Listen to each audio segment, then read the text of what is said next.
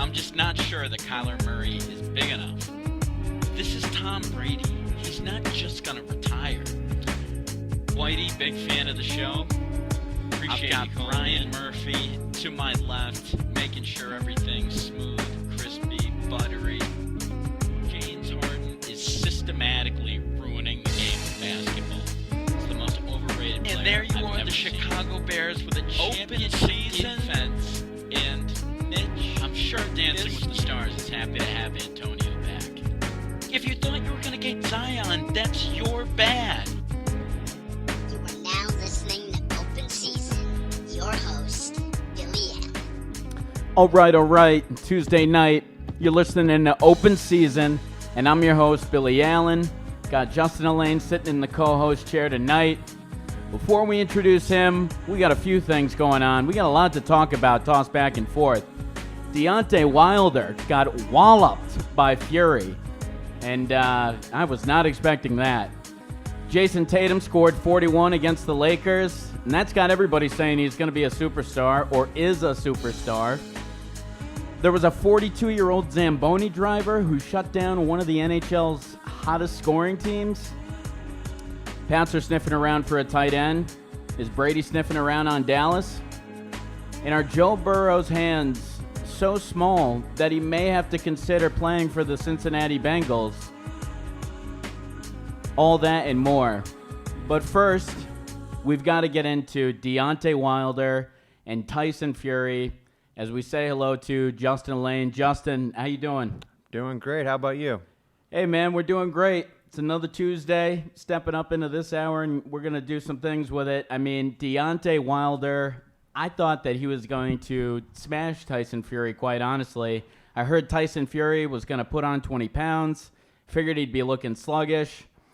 Just totally was not expecting anything like that. What are your initial thoughts? It's a day and age where the fat man comes up on top. Yeah, it is a day for the fat athlete. And Deontay Wilder, I just thought that he was going to absolutely kill Fury, and he was kind of walking backwards the entire fight. Didn't really seem like he was prepared. And as we introduce Brian Murphy producing the show, I think we have a little bit of sound from our good friend Stephen A. Smith talking about just that. Because the goal should be to stay away from a power puncher like Deontay Wilder. What I didn't take into consideration is that Deontay Wilder actually gained more pounds from the first fight than Fury did. Fury was 17 pounds heavier than he was in his first fight. Wilder was 19 pounds heavier than he was in his first fight. He came into the ring, he barely had a sweat. You know, he was shaking his leg. He just seemed cold, etc. But no matter. The reality of the situation is he was thoroughly outboxed. He was mauled. He was beat up. He was schooled in such a flagrant fashion. I mean, I sat there completely and totally shell-shocked. I know he got his eardrum busted. Your equilibrium is off. The eardrum wasn't busted, just a cut inside the ear. It just looked like it was busted. So it was all that blood coming out? 6 stitches from a small cut and that's inside all it the ear. was? That's it. Oh, Lord. Well, then there's really no excuse, because the bottom line is you got to overcome that. In the end, he got beat up. People lose all the time. You know, somebody's more skilled than you or what have you. But it's rare that you see a boxer like that, get beat up. It wasn't, and that's what happened. Yeah, and that's certainly exactly what happened. Stephen A. Smith saying it a little bit louder than maybe we would, but Deontay Wilder tried to put on some. The big story was that Fury was putting on all the weight, but Deontay Wilder put on a bunch of weight, and apparently there was a little bit too much of it on his head as he decided to, after the loss, he's really been kind of focusing on the fact that all of his headgear wore so much. What did you think about his getup? His getup was, I don't know who told him that was a good idea. Like, he couldn't have woke up that day and said, I want to dress like this, whatever that costume was. Yeah, and he couldn't have said, I got to walk 3 football fields with this thing on. Maybe this might tire my legs out. I don't know. I feel like he's searching pretty hard for excuses there. But, that mask was atrocious. I think Fury definitely had the better intro. Fury dominated from the beginning when they were showing him getting ready. He's dancing. He's having a good time. All the analysts are saying, oh, he's not taking it that serious. He came out with the intro with the King outfit on being carried out. he dominated the entire fight from the intro on, and that was, I think he landed 50 punches, and Wilder landed 18. The whole fight was Fury just dominating and Wilder just backing up, and they kept saying all he needs is one punch. Well, that one punch never came because it seemed like in the second round he got punched pretty good. He fell down twice, and he just never recovered after that. No, he never did, and I thought that because he's gone so long with some other people that he may have the stamina to last in such a long fight, and you kept kind of wondering, his last fight, he really didn't get a good punch off until probably the 6th or 7th round. So you were like, does he have the conditioning? And I thought that he had the conditioning, but it seemed like right out of the gate, he was walking backwards. He was never the aggressor, and it was almost like he didn't know what to do when he didn't get an early lead. It was kind of like watching a football team that's like based heavily on the run. It was like he wasn't getting his punches in anywhere, and he's only looking for one big punch, and Fury came right after him, which was the recipe for disaster. Yeah, I mean, so what's funny is his excuses are that the costume weighed too much and his legs weren't strong enough for the fight. Well, why the heck did you wear the costume to begin with? It seems like a pretty weak excuse. And in that first fight, I think he landed that punch in the last round. So they went the full distance, and Fury got up. So the whole fight, Fury was winning the fight. Sure, yeah. And the last time they played Fury, they went the whole distance. I was talking the last time he even knocked somebody out. I think it wasn't Fury, and I think it still took him like 6 or 7 rounds. He had that insane punch that like knocked the guy into next week, but it took him like 6 or 7 rounds to get that off. And I just thought that he had a little bit more conditioning in him. I was surprised to see Fury just look so good after throwing 20 pounds on. And it had me thinking, I mean, when you think of like all-time boxing champs, like, do you think of, when you look at a matchup like Fury versus a guy like Tyson, I guess, how do you think those two might have ended up? I have no idea. I mean, this was honestly probably one of the first boxing matches I've watched from beginning to end, but that would be a good match. I mean, Fury's just so tall. He's 6'9". His reach is outrageous. And Wilder's 6'7". He looks like he's 6'1". He looks tiny compared to him. Yeah. And I mean, Fury's just a huge guy.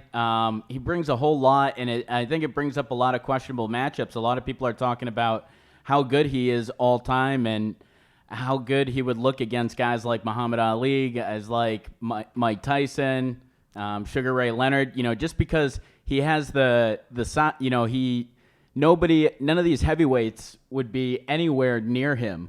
The difference, so he'd kind of be like punching down on these guys. So it's like the difference is that Muhammad Ali could dance around the ring, and also Sugar Ray Leonard as well. Mike Tyson was more like Wilder, where it's a couple punches, knock him out. He never really went the distance. He always knocked someone out pretty early on.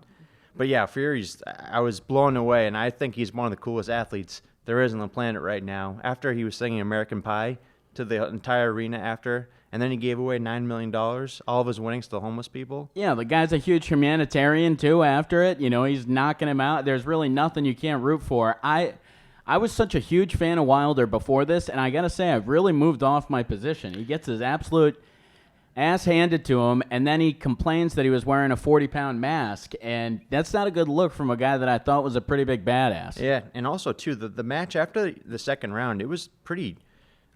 it wasn't really fun to watch. I mean, you felt bad for Wilder because he couldn't even stand up. And are they going to call this fight eventually? And it just kept going round after round after round. And he was bleeding out of his ear and his mouth. And Fury's just standing there licking his blood. I mean, it was a complete just domination from the beginning. I know. Fury did a little Shakira on him. But, I mean, that was like probably the most disrespectful. I think that's probably more disrespectful than spitting in the guy's face. I mean, you're making him bleed and then licking his own blood. I mean, I think the ultimate... And he called his shot like Babe Ruth. I think the ultimate was when Tyson bit... Who bit Holyfield's ear? Was that... that was Tyson. Yeah. That was probably the worst. But, I mean, if Wilder, at the beginning, like, in the weeks leading up to the fight, he was talking so much trash. He's going to do this to him. He's going to do this to him. And Fury just, took it all and just demolished him. Yeah. And it was just like, it seemed like Deontay Wilder was so locked in such good condition. Like, he wasn't really going crazy at the events. Just seemed like he was so locked in. I'm so surprised that he got beat in that way. And then I'm also surprised at how quickly he accepted the third fight. I mean, do you see anything changing really, or do you see much of the same? It's been 2 fights. Fury won them both, in my opinion. I don't see any change. I mean, Fury told him, I'm going to be on the attack this time. He gave him the game plan, and he looked like he felt like he was shocked that he was doing that. And you got to respect Fury, too, because what he did was after he got a split decision the first time that they fought. After that, what does he do? He gets rid of his coach. He puts on 20 pounds. You know, he does all these kind of unorthodox things. You think if you fire your coach and add 20 pounds, you're probably not looking that great. But he was really able to lean on Deontay and make him tired and make him – you're right. I mean, I thought it was – they should have tapped him out way earlier than that. My favorite part is, like, he was saying that he should have stayed in there longer. Yeah, he's a warrior. Some people are saying that the champions – should stay in there longer. It was like the guy was dying. I mean, every punch. It looked like Rocky IV when I forget who not Rocky, but the other guy's just killing him. Yeah, and it's just he finally throws the towel in too late. It's like, is this guy gonna die? I mean, he didn't even know what zip code he was in, and every round he's just getting pummeled. And every round, Fury was just leaning on him, all 275 pounds of him. Yeah. And, I mean, we just haven't seen too many people at that size be that athletic. I mean, Fury is a hell of an athlete for I wouldn't put him on swimsuit magazine covers. He's not, the sexiest man in the world. He doesn't have a six-pack, but he's in great shape for how big he is. Yeah. I mean, I'd definitely put him on the Pats O-line. Let's see if he wants to play tight end next year. We could use a couple. Yeah, I mean, we definitely could. It seems like the Pats actually are doing a little bit of shopping for tight ends. I don't know. We'll dig into that in a little bit. I think for me, we got to talk about that Lakers-Celtics game because that was a big measuring stick game. As many as there are in the regular season, for this team, maybe there's going to be 2-3 games like that. It's really the games against the Clippers, Lakers, Bucks probably.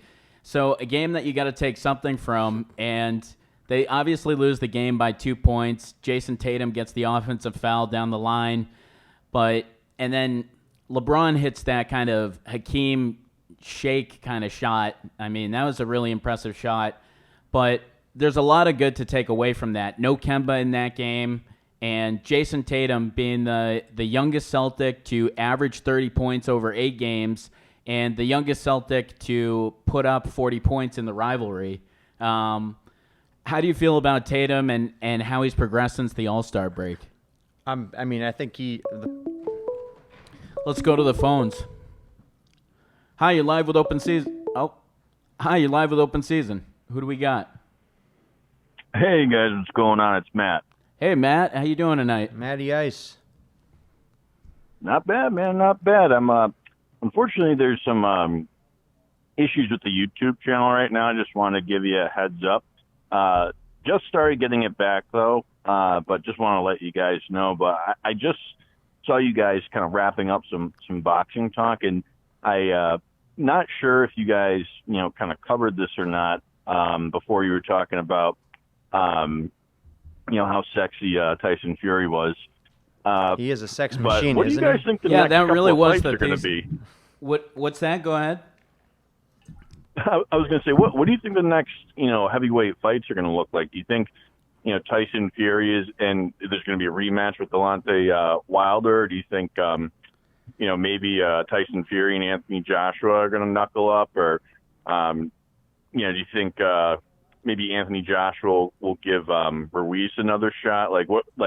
Do you think they're going to try and get as many fights out of this as possible amongst as many fighters as possible? What do you guys think? And sorry if you guys brought this up already. No. We actually didn't. That's a good point. I mean, for me, I think the smartest thing would be for Fury to go against Joshua. But Deontay Wilder, actually, the loser of the second fight, has this clause where they're able to call for an automatic rematch. So I believe that Deontay Wilder already did that. And I believe that there is going to be, in fact, I think he confirmed that there is going to be a Fury Wilder3. Yeah, and I think Fury automatically gets 60% of the revenue or the winnings, whatever it is. Oh, wow. Whoever won that match for the next one would get 60%. So I think there is going to be, to answer your question, I think the best fight would probably be Fury-Joshua at this point, but it seems like there is going to be another fight. But as Justin and I were talking about, I mean, we don't really see a whole lot. I don't really see a whole lot changing. I feel like Fury has kind of figured out what he needs to about Deontay Wilder, at least in my opinion. Okay, so do you think that leaves any room for a rematch, like a round 3 for Andy Ruiz and Anthony Joshua then?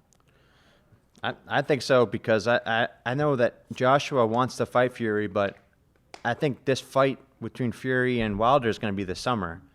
So, I mean, I don't know how long usually it takes, probably 6 months to a year of training to get ready for a fight. So if they were going to do that, maybe at the end of this year they would do it, Fury and Joshua. But, yeah, I mean, I guess Ruiz and Joshua would fight in between. Do you think there's yeah, any that might be a chance good that, fight, and then have Fury take whoever wins that one. That would be pretty good. Do you think there's any chance that Wilder and Joshua finally fight? Could be the whoever loses. I don't know. Each one. I don't know. I mean, Deontay Wilder, he accepted this third fight pretty quickly, where I think it's not in his best interest. I think he should go back, try to fight some lesser guys for a couple of years, try to get his confidence back, and then maybe you see what happens with Fury. But I don't think the smartest thing for him is to take the rematch right now. Well, I think Wilder had 30 days to say if he's going to do it or not. I mean, personally, well, if you're, what I think would be kind of cool. What I think would be kind of cool is if Deontay Wilder and Anthony Joshua fought, and if it goes this way, Anthony Joshua kind of gives up his belt. Deontay Wilder becomes the new champion, and then when the rematch between Wilder and Tyson Fury takes place, it's for a unified, all the belts at once. I think that'd be pretty friggin' sick. No, I agree. I mean, I think boxing right now is on the up, especially after that fight. I think they have to have as many fights with Fury as possible, to be honest with you. I think he's the biggest star in that sport. I think he's even bigger star than – he's getting to that McGregor level, I feel like. McGregor is huge in MMA, but I feel like Fury is, after that fight, and how much of an entertainment factor he is, not just in the ring, but outside of it, is going to continue to drive more and more people to watch boxing. Yeah, I totally think that Fury is a huge draw right now. I mean, honestly, I was kind of saying it earlier that this weekend couldn't have been like a bigger shift of the tables for me. I was a huge Deontay Wilder fan, but after getting his ass handed to him and coming up with an excuse that he was wearing a mask that was too heavy for him, honestly, that's a little bit tough for me to back right now. And I feel like Fury, with the way that he outboxed, I think, I can totally see why there is the mania for Fury and why boxing wants to pump him. And I think they're going to try to pump him as much as they can. I think it's going to make sense for them, and it's definitely going to make sense for his pockets too. So. Yeah, I agree. That's my 2 cents.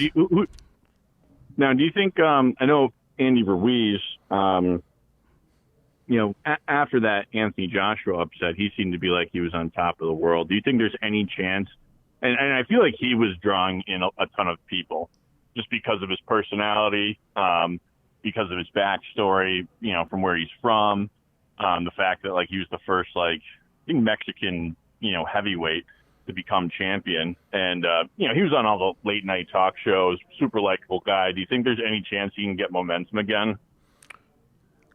I sure hope so. I mean, it's only good for the sport, not just, to have as many elite boxers that are, like back in the day, you used to have all these huge, like Ali, Frazier, Joe Louis. Exactly. And George these Foreman. guys can all go to hell and come back too, right? Like we've seen so many guys go away, pick themselves up. I mean, if John Jones can continue to be a champion, and obviously it's a different sport, but we've seen so many guys be able to go away, clean themselves up.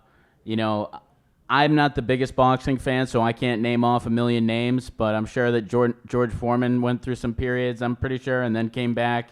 So I think obviously that he came back at age 50. That was kind of crazy. So I think that they can, and I think that, for boxing, it's only going to be better to get more of these champions, and I wonder if it's going to spur more guys to go up into that heavyweight and, for us to see some more of these like huge behemoths? Is it going to become like the NBA where you have to be 6'5" to at least be able to play? It's going to be interesting. Or do you guys kind of stay a bit smaller and try to focus on that? I think it's going to be interesting to see kind of what our champions look like and what people are starting to back over the next few years.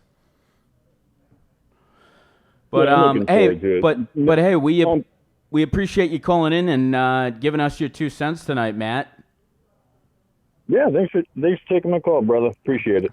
Thanks, Matt. Take care, guys. Good stuff there out of Matt. And, we were kind of putting the cherry on top of the Boxing Sunday there as we were getting into a little bit of talk about the Tatum development and being the youngest guy here to score in the rivalry, 40 points. You were about to say kind of, what do you think about his post-All-Star game development? I mean, I feel like since December, he's been clearly our best player. I think he's gone from maybe outside top 25 player to we're getting, I wouldn't say top 10 right now. He needs to continue doing it, but he's definitely getting close in that 15 to 12 range right now. I mean, he literally took the game over. He was the best player on the court, and that's against Kawhi Leonard a couple weeks ago, and then against LeBron and Anthony Davis. And they were switching on him. They were double teaming him. It's just, if we had Kemba Walker in that game, they wouldn't have been able to double team him. And I really feel like we would have won that game. Well, I think there's somebody who disagrees with you. And as we go to Brian there, can we cue up a little bit of sound from our friend Nick Wright? Oh, the best. The Lakers at this point. Listen, Jayson Tatum was sensational and good for him. His second career 40-point game. One came earlier this year, I think, against the Pelicans. He continues to be a guy that looks like one day could be one of the 15 best players in basketball, maybe one day be one of the 10 best players in basketball. He's not yet a star, but he is trending that way. And great game by him when the Celtics didn't have Kemba Walker. But the Celtics are a really good team, an overachieving team, and a team that is exactly where they are most comfortable the last 30 years if they don't have Kevin Garnett, overachieving with a defined ceiling. And they played really well last night, or yesterday afternoon.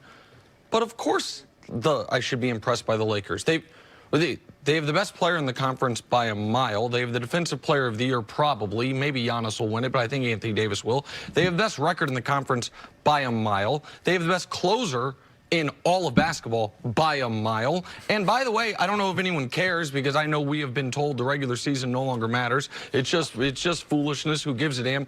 They have the longest winning streak in basketball right now, crossing over before the All-Star break. So pretty much in 100% agreement there with Nick, right? I honestly feel like Nick Wright is the worst sports analyst across any television network. He clearly hates all of Boston sports, and it makes no sense. All of those points aren't even true. The best finisher in the game, that guy he's in LA, he's on the Clippers, and that's Kawhi Leonard. That's not LeBron James. He's never been a closer. I don't care what anybody says. Kyrie Irving was the closer on those teams, not LeBron. Let me ask you this. When LeBron had that ball, and was about to take that last shot, did you think he would make it? No. Okay. No, I think Anthony Davis is more of a closer than LeBron. I mean, I don't know what you think. I mean, I know you're a huge LeBron fan, but closing games has never been a thing of him. I can agree with you that he's never been like a guy that you 100% fear at the end of the game. Like, he's doing most of his damage. He can do a lot of his damage passing, so a lot of times he may not take that shot. He may look for the best shot and may pass that, but I feel like earlier in his career, he would have passed that. And he's probably the best passer we've ever seen. And he would pass that to, and even when he was on the Heat, he'd pass that to Ray Allen or Shane Battier or one of those guys. He would never take the shot. So to say he's the best closer in the game, I mean, that's probably the most asinine thing that he said in that entire clip. And to also say that Tatum is not even inside the top 15 right now. What games are we watching here? Because Tatum hasn't just done that. He did that against the Clippers and against the Lakers. And correct me if I'm wrong, they beat the Bucks this year. They beat the Clippers. They took the Clippers to overtime. They beat the Lakers, and then they lost Lakers by 2 without Kemba. They beat the 3 best teams in the NBA. So how are they a mediocre team? Yeah, I don't think that, I definitely want to disagree with you on some of these things, but Nick Wright just is, I feel like he's the guy who always loses the coin flip before he goes on these shows and has to take the dissenting opinion. It's kind of like, I feel like Max has to do the same thing with Stephen A. Smith. Stephen A. Smith kind of like chooses the right side of the argument, and Max has to defend the other side. But, Nick Wright saying all that, I think you're 100% right. The Celtics are not a mediocre team this year. LeBron hasn't always been the best closer, so I don't think you can say he's bar none the best closer in the game right now. But I think you have to be impressed with Jayson Tatum. How can you not even be impressed with what Jayson Tatum's doing? When you look at some of these guys, to average 30 points over 8 and only be 21 and be in his third year, maybe he's not a superstar just yet, but nobody can say that he's not on the superstar trajectory. He's 21. I think he's turning 22 soon. Like, the only guy at his size in the NBA that can do, when you watch him with his offensive skills when he's taking over, is Durant, and he's hurt right now. Like, at his size, what is he, 6'8"? Yeah, let's go to the phones here. Hey, we've got you live on Open Season. Who do we have? Yeah, it's Whitey from Queens. Whitey, what's going on, my friend? Not much, man. How you guys doing? Hey, we're good. We appreciate you coming in from long distance tonight, finding a few minutes for us. Yeah, not a problem. Especially during the Severino happenings. I know it's going to be a tough time for you. Oh, my God, dude. Sure, your pillow's wet with tears. I'm absolutely devastated over Severino. You have no idea. When's Cole going to get hurt? Because Paxton's already hurt. You got Severino hurt. Dude, knowing the Yankees, it's just a matter of time. Like, do you realize we broke the record for most number of players sent to the DL last year? And you guys will still be in the ALCS.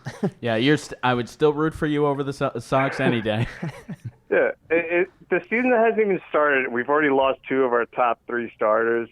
And, like, the thing is, with Severino, it's like everyone's like, oh, okay, you'll still be fine. And, like, technically, yeah, you're probably right. The Yankees will still be fine because we have a bunch of good starters, but from my perspective, I'm just sad for Severino because this kid, he's about to miss like 3 years of his prime, like rehabbing injuries. And like this kid was like a Cy Young candidate like in 2018, and he finally came back last year at the end of the season just to have to get Tommy John surgery this year. It's just like, it's more so, as a Yankee fan, it's more so like being upset over that because you're talking about just a young stud who's now just like his career's in jeopardy. Like, I know the Yankees will survive this, but, when you have some young stud who's basically like an ace, like the dude throws like 98 like consistently, like he'll be in like the 7th inning, he'll still be throwing 98.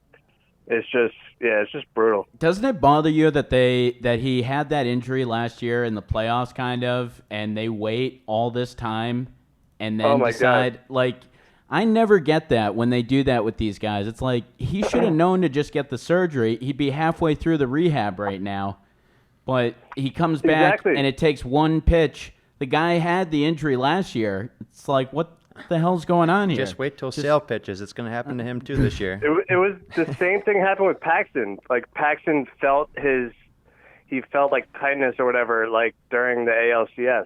Do these guys just not throw a baseball since the ALCS? Like, yeah, I don't get it. Like, if both of these pitchers had their surgery like right after the playoffs ended, like maybe they would come back. Yeah. I totally agree with you. It's like Severino, when I heard the news today, I'm like, well, I thought that was coming last year in the playoffs at some point, so I guess it's coming. And, I never get that when guys, like, basically, it's like, just get the surgery. Get the surgery. Yeah. I'm always like, to rehab yourself out of something like that, Yeah, and what's ironic? Tanaka also had a partially torn UCL in his elbow. And he opted not to have Tommy John surgery. And he's the only pitcher that has not got injured on the Yankees. He's just got worse every year. Tanaka? Yeah, no, Tanaka's a big game pitcher, actually. Tanaka's amazing in the playoffs. Yeah. In the playoffs, he's money. Like, he's a little hit or miss during the regular season. But, he made the All-Star game last year. But I just think it's crazy. Like, he also had a partially torn UCL in his elbow.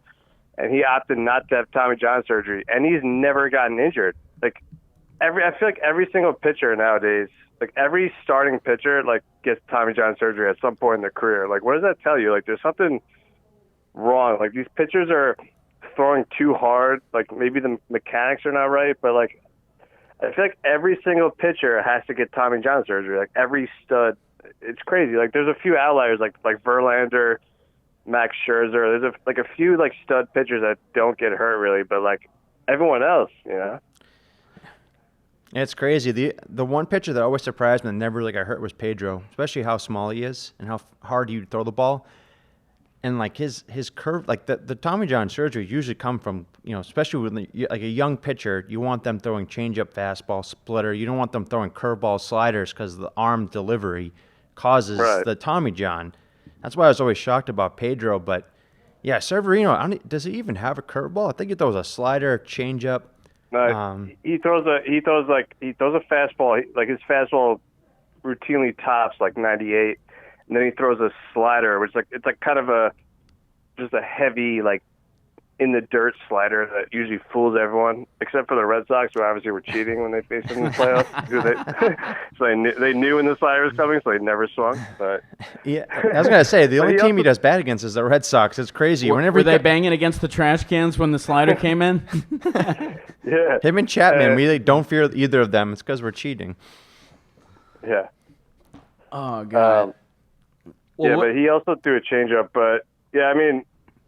Yeah, it's brutal news. Like this is just par for the course being a Yankee fan. Like anytime we think we're ahead, like all right, we got Garrett Cole, we got Tanaka, Severino, James Paxton, and then during the off season, 2 of our top 3 pitchers just get sidelined for like extended periods of time. It's like, what the hell is going on? Yeah, I feel like, guys, you were talking about how everybody gets Tommy John surgery now. I feel like everybody gets it because the rehab process is so hard that it usually makes these guys throw a couple miles an hour faster. Like, I remember like guys like Justin, you probably remember Manny Del Carmen. He was a guy that like wasn't that good with the Paw Sox. He gets Tommy John. That adds like 4 or 5 miles onto his fastball. Then all of a sudden look at Nathan Eovaldi. You're talking about the difference between a big league pitcher and a really good minor league pitcher at that, when you can add on those many miles an hour. So I think that's the reason why everybody does it. I mean, Severino. And I feel like kids are even doing it at like 15, 16 years old now. Like they're recommending it at like younger age so that some of these guys can add miles an hour to their, it obviously gets to a point where it's just kind of overkill, but there are a lot of guys doing that, and I feel like everybody comes back better. Like, except for, who was the guy on the Mets that was amazing a few years ago? Noah Syndergaard. Yeah. Matt Harvey? Matt Harvey was the guy Matt that Harvey was like never amazing, recovered. and then he just like never came back. He drank himself. I was like, oh, sweet. He's going to be amazing now. The Dark Knight. He was spending too many nights out in Queens and doing cocaine and drinking. Yeah. Yeah, Matt Harvey was oh my God, what a huge, like, terrible like thank God I'm not a Mets fan. Like I complain as a Yankees fan. It's kind of like first world problems, like complaining about the Yankees. But the Mets, oh my God, dude! Like Matt Harvey, like he looked like he would be the next like Verlander, right? Like he started the All-Star game a few years ago. Yeah, he pitched amazing in the World Series, and then he was so good young, and then he was toast. The good thing they hired Beltran as a manager. He lasted all of a day. He got fired. Yeah, I was really looking forward to all the ways that he was going to manage. He's such a good manager. He had so many qualifications. He sat on a bench for a half year. But you must be excited. You see the Ben Roethlisberger video of him throwing football in a gym? He looked pretty good. He looks pretty fat. He looks like he's put on like 40 pounds. Well, yeah, I think what it is it looks like a moose going for acorns or something. It makes Fury look like freaking Gronkowski out there. He's like a moose going for acorns or something when watching him throw a ball. You guys are being distracted by his huge like beard that just it covers up his rolls on his neck. Hey, you know what? I don't care like how fat he is if he can throw the ball as well as he used to be able to throw the ball. Yeah, is he going to be a heavyweight soon, or is he training for Fury? he could maybe compete against Tyson Fury. I mean, he's got like maybe 5 inches shorter, but he definitely weighs as much. So Whitey, we were starting to talk a little bit about NBA, and before we let you go, I wanted to say something that's probably going to hit home for you. Dwayne Wade had his number retired. I know he's like your favorite player ever.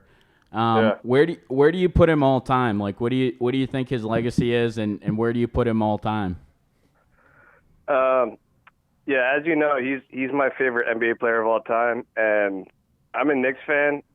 This is kind of similar to you. Like, you're a Celtics fan, but you root for LeBron on the Lakers, who happen to be the Celtics' biggest rival. It makes no sense to anybody. It makes a whole lot of sense. But this applies to me as well, because the Heat are the Knicks, probably the Knicks' biggest rival. Like, I grew up hating the Heat. You know, like you remember like the Heat Jeff Van had so many, Gundy, like where they just ripped your heart out. Yeah, like grabbing onto Alonzo Mourning's like legs, like during a fight in the playoffs. Like, I hated the Heat growing up, but I just fell in love with Dwayne Wade just watching him play. And yeah, he's an all-timer. I would probably say he's the second best two guard of all time. I mean, we could debate this all night. You know, is Kobe, like, Kobe's technically a two guard, though he played small forward also. Yeah. But I would say it's like between Kobe and Dwayne Wade, it's like it's a toss up. You know, like Kobe has 5 rings, so Dwayne Wade's like 2 rings short of that. But I mean, just watching Dwayne Wade, man, like he has the smoothest game of all time. Like his YouTube highlights, like, will never end, dude. Like he was like the original finisher in traffic too. Like, remember some of those finishes, like when he was a rookie, second year, like you could smash him under the hoop, and like some of the ways that he would contort and like throw the ball up and like still make it in. That was like before Derrick Rose was doing some of that. I mean, he was like the original, like, amazing finisher. And then let's not forget, like, he taught LeBron how to win, right? Like, LeBron did not know how to win championships until he went to the Heat, right? Oh God, I feel like LeBron kind of taught Wade how to after, but how did he do that?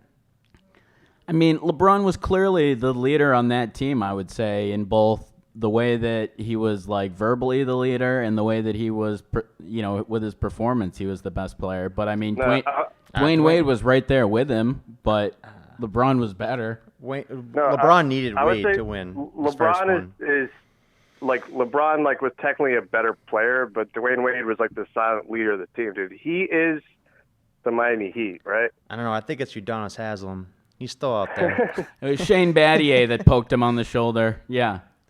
Yeah. I mean, yeah, like, Dwayne Wade is just, I don't know, like, I think he has the smoothest game of all time. Like, just watching him play is just, like, it translates to winning on the highest level in the NBA, and it also translates to winning at, like, Rucker Park, like, street ball. Like, so you're going Wade over Kobe? That's where you land? I don't know. That's tough, especially at this time. Especially like he had like his memorial yesterday. I mean, yeah. I mean, Kobe. I would say Kobe probably has the edge over Dwayne Wade, but Dwayne Wade is just, I don't know. Yeah, he's right there. He's there with him. Like, you have to give the edge to Kobe, but Dwayne Wade would probably be. All right. So Kobe's probably the second best shooting guard of all time after Jordan, and then Dwayne Wade is right behind him at number 3. Yeah, that's what I would say that. Well, yeah, hey, Whitey, we appreciate you calling in, giving us your take a little bit. We're going to transition back into some Celtics, some NBA, but appreciate you giving us your take on the well, I mean, your New York Yankees are in a much better position than the Sox are, but, a little tough times for you over there, so appreciate you touching in long distance, and we'll catch you next week. Good night, guys. All right. So, yeah, I mean, that's a tough one right there. I mean, I feel like Kobe is easily better than Dwayne Wade, no matter what time of year or no matter what the circumstances. Michael Jordan, Kobe, and then Dwayne Wade. Yeah. I mean, he does have a point where he is one of the best shooting guards, I think. And the thing about him is he never really had a good shot. Like, you don't really think of Dwayne Wade as a good shot maker. Like, he had to get to the hole to be able to score. Mm-hmm. And he wasn't a three-point shooter in a league where you kind of had to be a three-point shooter. I loved Dwayne Wade. Then LeBron got there, and he just turned into this guy that was bitching at the refs just like LeBron. And, oh, God, and then he did the thing to Rondo and tore his arm out. I loved Dwayne Wade prior to LeBron getting there. Yeah. Dwayne Wade was my favorite player, and then he just turned into LeBron number 2. Yeah, now LeBron was giving Tatum a lot of love the other night. You know, he said he was an absolute problem. And as we get back to Tatum, you know, do you think the one thing that's kind of holding him back is that it seems like he hasn't really taken over many fourth quarters? Like, we see superstars, but I feel like so many times Jayson Tatum is amazing through 3 quarters and doesn't necessarily take over through the double teams. You think that's like the last step for him to conquer? I think he did that against the Clippers. I think he did that against the Lakers. The ball wasn't going to anybody else but Tatum in both those games. Well, not this last game. In the Lakers game? In the Lakers game, he only shot 3 shots. I think he only had 2 points. That's because he was getting doubled. I mean, it's the first time he's ever been double teamed before. He's got to learn that. And that's what I'm saying. Do you think that's kind of like the thing that's separating him from superstar status? I just don't think we've seen him do what he did against the Lakers and Clippers yet. We haven't seen him do that yet, and he's only done it twice. Yeah. As he continues, he's done it against the elite of the NBA. I mean, I don't know what else people need to see, because people rank, Karl Anthony Towns in the top 10. I don't see Karl Anthony Towns ever doing that. You rank Devin Booker, he'll never do that. So many guys in the top 10 that they're not your money guy in the playoffs. And Tatum was doing that when his rookie year against the Cavaliers. Like, yeah, he is that guy, and he's going to be the guy for the franchise forever. I just would have loved to have seen Jaylen Brown do a little bit more in that game, because I feel like come fourth quarter, he didn't do anything. And Hayward missed a couple shots, which stunk. Yeah, I mean, Hayward has also been a guy that's shrunk in big spots, and I'm not saying that Tatum has, but I feel like sometimes he's had a tough time finishing off the game. But, Hayward's been a guy that's definitely shrunk during the big moment. I feel like in a lot of the big games, he hasn't quite been there. He just seemed to not have it. He wasn't making shots in the game. I feel like I can't really put my finger on it. It seems like he does really well against the crap teams and doesn't do well against the good teams. I mean, there was multiple three-pointers that he missed that would have been huge motive. We were up, I think, 6 at one point in the third or early fourth, and he had a shot to hit a 3 and he missed it, and then the Lakers went on a 6-0 run. I mean, the things that he does in the basketball game, no one else on our team really can do altogether. He's he can pass, he can handle the ball, he can shoot. It's just sometimes he just doesn't. When you need him to hit that shot, he doesn't hit it. Yeah. So I wonder, with Hayward and his performance and stuff, do you think he's a guy that the Celtics should have thought about trading at all at the deadline? Trading who? Hayward? No, I don't. Because I was thinking about it the other day, and if you look around the league, the big guys, like the teams that have big players, are the 76ers and the Lakers. Look at the Clippers. They don't have any big guys. The Bucks have Giannis, obviously. Brook Lopez, I don't really consider him to be a down low offensive scorer anymore. The NBA is changing. The Rockets got rid of a center. Oh my God. And honestly, Daniel Tice is doing better than Al Horford is this year.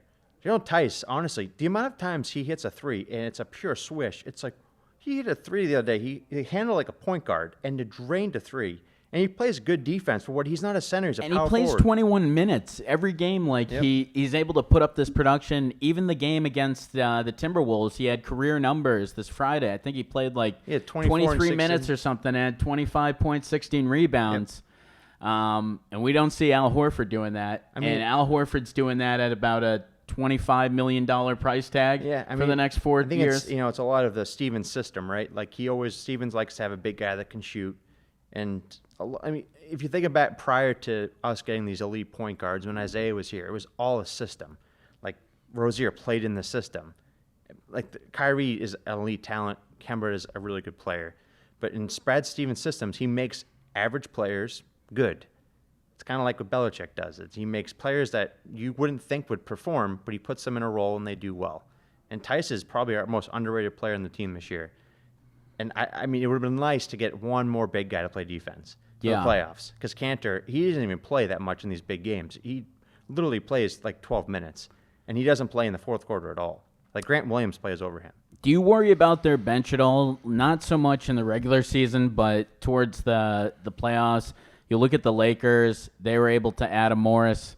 The Clippers, they were able to add a Morris as well. They both added a Morris twin, and so you see some of the best teams adding things, and it felt like the other night particularly that the bench was a little bit short. Does that worry you at all, like in the playoffs? I mean, I think once Kemba's back, Marcus is off the bench.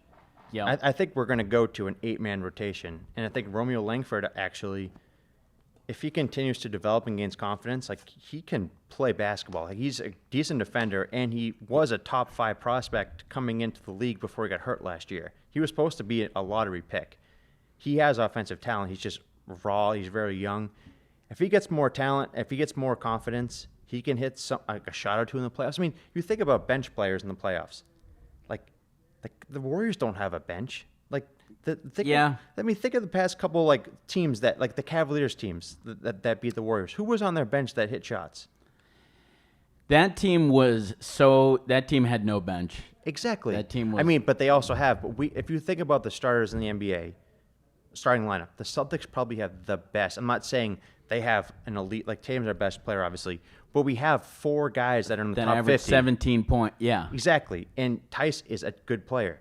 You have Smart coming off the bench, performing. Hopefully he plays good defense, obviously. Have him hit a couple shots. Grant Williams is not bad. I'm not saying our bench is good, but and Cantor can come in too. It can look better. Exactly. You just need some of these other players like a Hayward or a Jalen to hit a couple more shots in these big games, and we win these games. Let me ask you this. Are you more afraid of the East or the West when it comes to the playoffs? Do you think it's going to be tougher to get through this East, or with the way that they've been playing competitively against those 2 Western teams? Obviously, it hasn't been the playoffs, so we probably haven't seen them at full octane. But are you more afraid of getting through the 76ers and the Bucks, or are you more afraid of getting through the Lakers and the Clippers? I'd add the Raptors in there too. I think it's the East. It's the East. I think the West is 2 teams. And, I mean, the Rockets are good, but they're not going to get to the finals. It's going to be those 2 teams. The Eastern Conference, it's going to be the Bucks and somebody else. And there's 4. If you put the Heat into 5 teams that could get in there, and they're all good. And they all have size over us.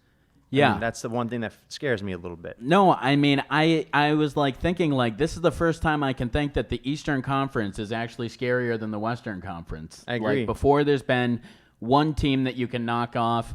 The Raptors, I keep wanting to knock them off, but I can't. I wouldn't be surprised if the Raptors beat the Bucks tonight. Exactly. With how well they've done, they've pieced it together. Marc Gasol's been out 15 games too, and they're still winning Kyle all those Lowry games. has taken strides that I didn't think that he would. They're that one team though that you look at their starting lineup. They have some good players. Like Siakam's obviously a top 15 player. Lowry is top 25 maybe, but they don't have a deep starting lineup. And when it comes to playoff time, you need a deep starting lineup. So I don't know how far they'll go in the playoffs.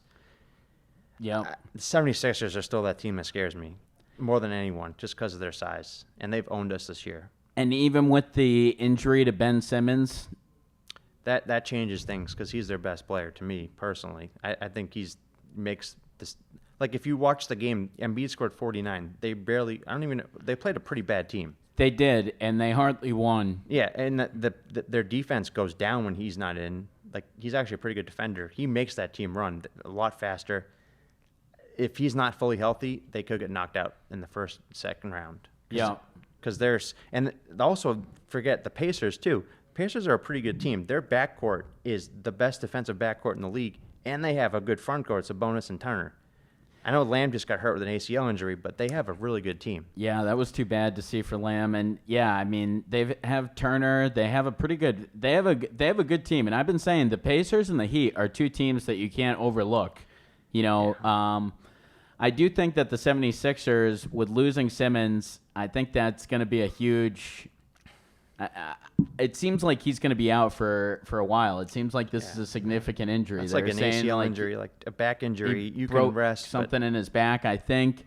So, I don't know. But you look at the West, a team that I think could go 2 rounds is the Thunder. I thought you were going to say the Jazz. No, not the Jazz. Jazz don't scare me. But the Thunder, the way that they what's his name, Alexander? Yeah, he's Shai a top 20 player. Alexander. Yeah, he's really good. And Gallinari and Chris Paul and Steven Adams. They get out there, they play fast. Schroeder's going to win 6th Man of the Year. Yeah. Like, they have a good team. They could go 2 rounds. Yeah, and one thing that about the West is that Zion Williamson and the New Orleans Pelicans could push the Grizzlies back out of the playoffs and actually help us out with that draft pick. That would be. Well, the problem is at the East, the bottom is so bad. I was looking at it today, and like the Hawks, the Bulls, all these teams have like 12 wins. Like the Grizzlies already have 25 wins. Yeah. So even if they don't make the playoffs, it's still going to be like an 8 or 9 pick. That's the problem. That's what stinks. And of course, next year, just like the Kings this year, they'll probably suck because the Kings are atrocious this year. Of course, we could have used that pick to get another start this year. Yeah. But crazy. Now, as we switch gears a little bit, let's talk a little bit about the Bruins. Obviously they got a little bit more talent. Did a talent exchange, bring in Ondrej, Kase, and Nick Ritchie, and a couple deals with the Anaheim Ducks. Do you think it's enough talent to put them in a position where they need to be, or are you disappointed? What are your feelings after the trade deadline? Definitely. I mean, it's hard to say. So, getting Backus off the books is huge for you, but you would have thought that by them doing that, they would have got somebody else. That's what killed me. Kase, he could be good. I mean, he played with Pasternak growing up. He has offensive skill. I think he has like 135, 140 shots this year. Like he shoots a lot. He's got offensive skill, but he's hurt a lot. And then the other trade, Ritchie, I mean, he's a good bench player. I never liked. He just didn't fit this team. He's flawed offensively, and he's not a tough guy. So he's not like a 3rd or 4th line guy. The problem is that the one problem the Bruins have is they're a great team when the power play. In the playoffs, there's not many power plays. And they need, on that second line, another scorer, and they didn't help that. They had it last year with Marcus Johansson. They don't have that guy this year, and it's going to become a problem when the first line's getting shut down like they did against the Blues in the finals. And there were a lot of scorers that could be had this year, right? Like there were a lot of guys who went around, and a lot of guys that were tied into the Bruins. The problem is that a lot of those guys stuck with their teams. Like Chris Kreider ended up signing a 7-year deal with the Rangers. Palmieri stuck with the Devils. So, like, the guys that they were rumored in on, like Joe Thornton, he didn't get traded, which is odd. Like Kovalchuk, the Bruins could have got him, but he said he didn't want to come here, so he went to the Capitals instead, which understandable. Him and Ovechkin are boys from the Russian days, but it's difficult. I don't know. I mean, I still think the Bruins are definitely going to go far.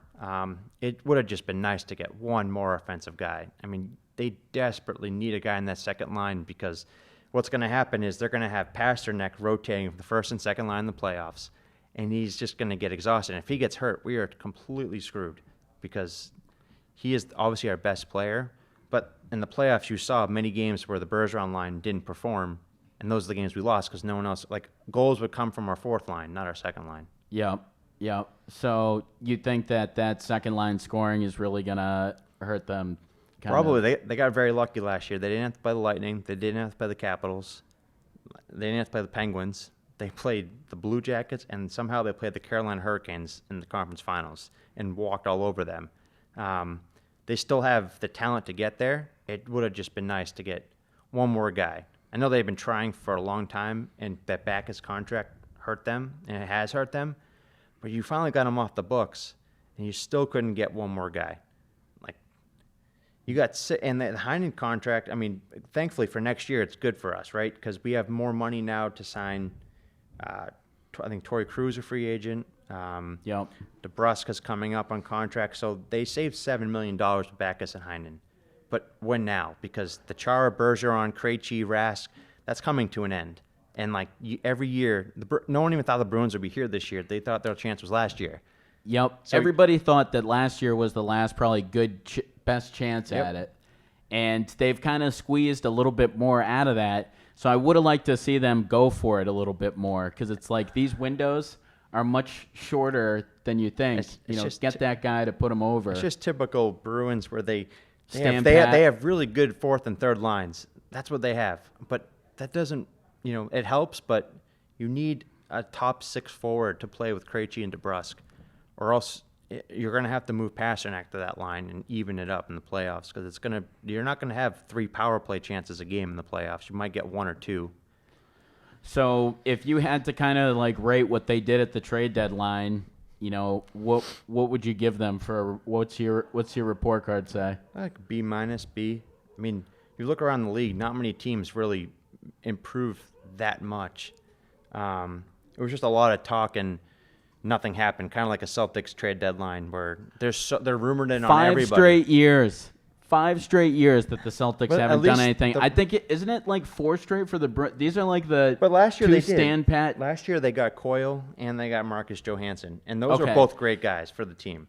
No one thought how good Coyle would be. He's a great player, and honestly, in the playoffs, he'll probably get bumped up to the second line because they're going to need him. But you can't keep relying on these kids out of college that, like freaking Danton Heinen. See you later. That guy sucked. He's never been good, and he was playing on the first line for so many games. And they have the goalie tending, they have the defense, the offense. I still think they can get there. So it sounds like you're not too bullish on Nick Ritchie. Like some people were saying that, like he was saying he takes pride in playing big and heavy, and that the Bruins need someone that's big and heavy. You seem to kind of not be subscribing to that. No, Nick Ritchie is a upgrade over Danton Heinen because he fits what like Danton Heinen's role is. He's supposed to be a scorer.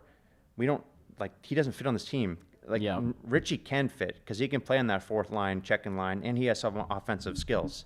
So that trade is a good trade. It's just you wanted more. You don't have that many more years. It's like the Brady stuff. Like you need to win now because it's coming to an end, and they didn't get another guy.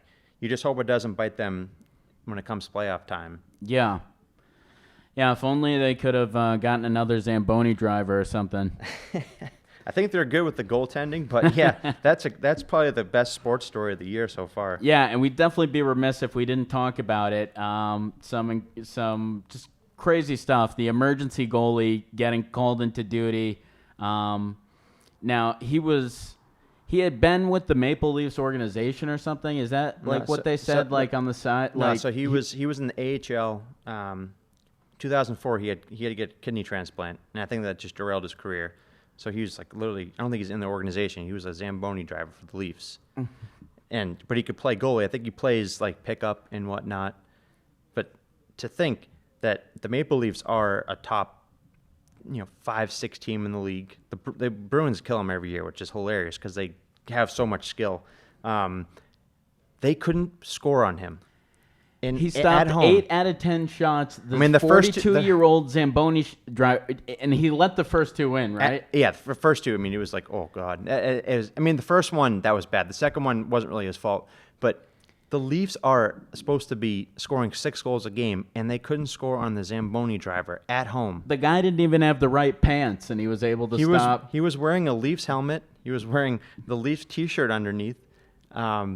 And good for him. He's going to make the Hurricanes are selling his jersey. He's going on talk shows.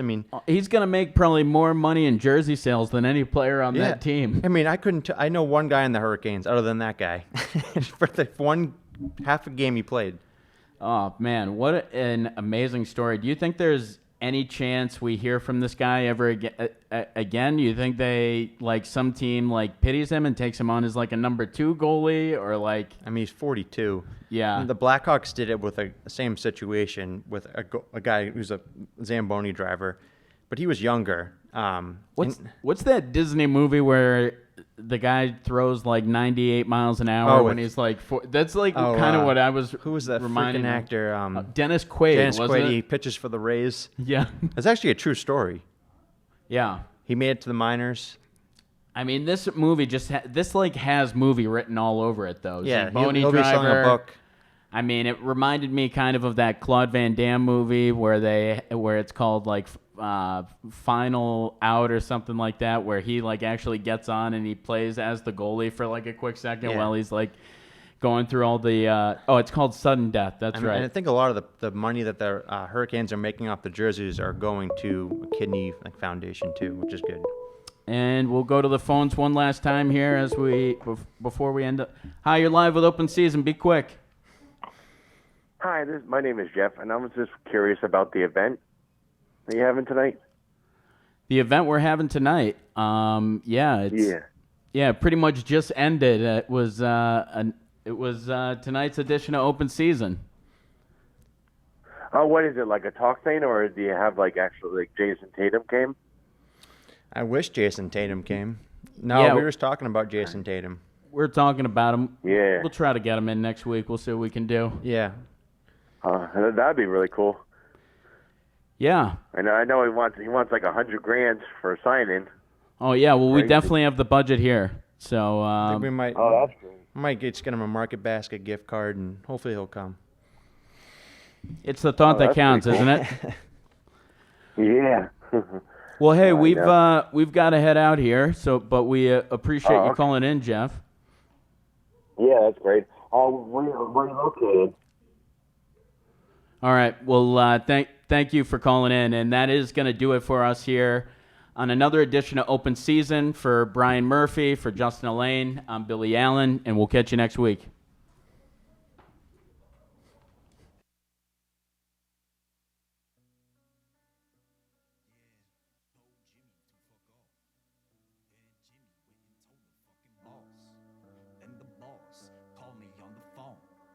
Told me I need to leave Jimmy alone. Jimmy crack corn, but I don't give a shit. God damn, Jimmy, why you such a little bitch? Jimmy crack corn, but I don't give a